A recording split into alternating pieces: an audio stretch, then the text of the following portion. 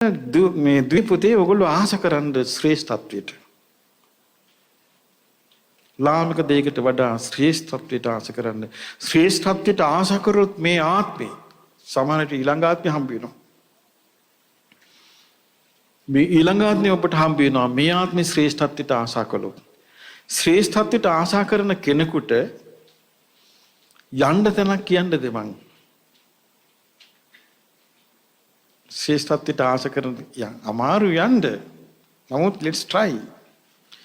මේ යන්න තැනක් කියන්නද? ශ්‍රේෂ්ඨත්වයට ආස කරන කෙනෙකුට දෙවියන් අතරට යන්න. සත්පුරුෂ දෙවිවරු ඉන්නවා. බඹසර රකින්න දෙවිවරු ඉන්නවා. මාර්ගඵල ලැබූ දෙවිවරු ඉන්නවා. මාර්ගේ වඩන දෙවිවරු ඉන්නවා. ඒ සියලු දෙනා ශ්‍රේෂ්ඨත්වයේ කරා යනවා. ශ්‍රේෂ්ඨත්වයේ කරා යන අය ළඟ ඔබ උපන්නොත් ඔබටත් ශ්‍රේෂ්ඨත්වයේ කරා යන්න පුළුවන්. හිත ඇතුලේ දාගන්න ඔය අදහස මම ශ්‍රේෂ්ඨත්වයක් කරා යනවා. මට ශ්‍රේෂ්ඨත්වයක් කරා යන්න ඕන. මට මේ නීච ලෝකේ එපා. මට මේ ලාමක ලෝකේ එපා කියලා. එතකොට දරුවනේ ශ්‍රේෂ්ඨත්වයක් කරා යන්න ඕන දේවල් ඔයාලා ප්‍රැක්ටිස් කරන්න ගන්නවා. පුරුදු කරන්න ගන්නවා. ශ්‍රේෂ්ඨත්වයකට අවශ්‍ය දේවල්. ශ්‍රේෂ්ඨත්වයකට අවශ්‍යයි සංවරකම. ශ්‍රේෂ්ඨත්වයකට අවශ්‍යයි දැක්ම. ශ්‍රේෂ්ඨත්වයකට අවශ්‍යයි වැදගත් සිතක්. මෙන්න මේ කරුණ වලට ආසා කරන්න ශ්‍රේෂ්ඨත්වයේ කරා යන්න පුළුවන් නම් මේ ලැබූ මනුස්ස ජීවිතේ ඔබ යම් කිසි දෙයක් ගත්තා වෙනවා.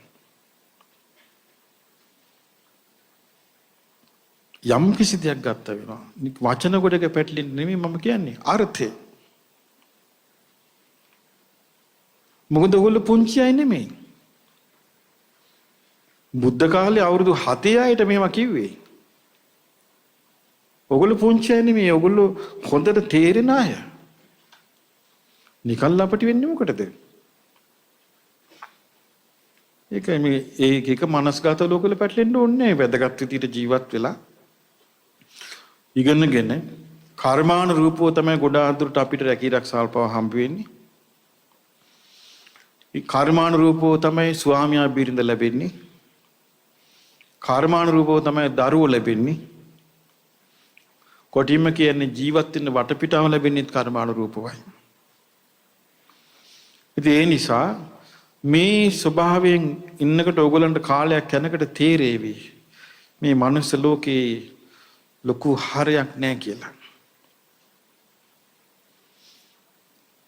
හරේ තියෙන්නේ පුද්ගලයන් මත නෙවෙයි කියලා. හරේ තියෙන්නේ ගුණයන් මත කියලා.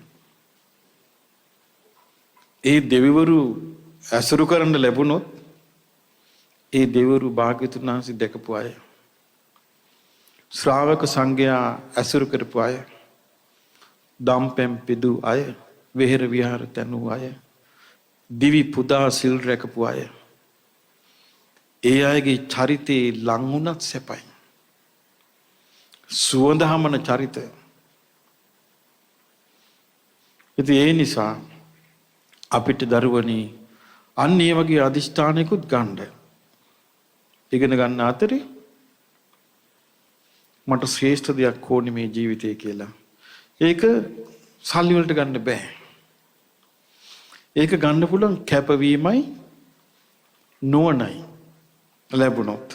ඒ නිසා අපි මේ විදිහට මේ ජීවිතේ දියුණු කරගෙන අපිට ලැබිච්ච මනුස්ස ජීවිතයේ ධර්මයේ තුලින් සාර්ථක කරගන්නට වාසනාව ලැබේවා. සාදු සාදු සාදු